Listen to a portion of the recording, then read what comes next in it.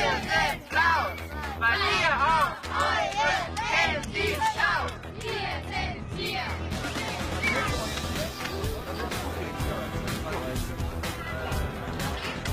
Ich wünsche mir, dass nach der Demo viele Leute darauf achten, dass sie nicht mehr so viel aufs Handy gucken.